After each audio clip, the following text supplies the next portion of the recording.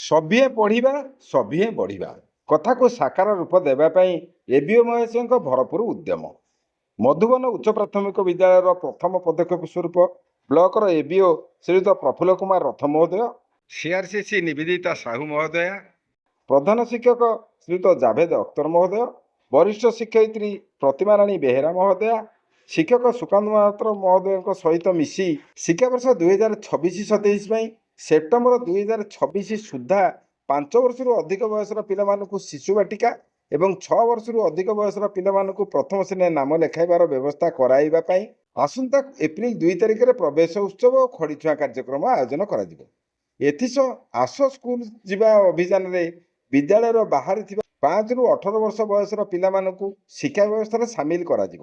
ଏହି ଶୁଭ ବର୍ଷରେ ନାମ ଲେଖାଇବା ପାଇଁ ଯୋଗ୍ୟ ପିଲାଙ୍କ ସହିତ ତାଙ୍କର ଅଭିଭାବକମାନେ କିପରି ଉପସ୍ଥିତ ରହି ସେମାନଙ୍କ ଏହି ନୂତନ ଶିକ୍ଷାଯାତ୍ରାକୁ ଭବ୍ୟ ଓ ଅବିସ୍ମରଣୀୟ କରିବେ, ସେଥିପାଇଁ ଘର ଘର ବୁଲି ଅନ୍ୟମାନଙ୍କୁ ନିମନ୍ତ୍ରଣ ଜଣାଇଥିଲେ।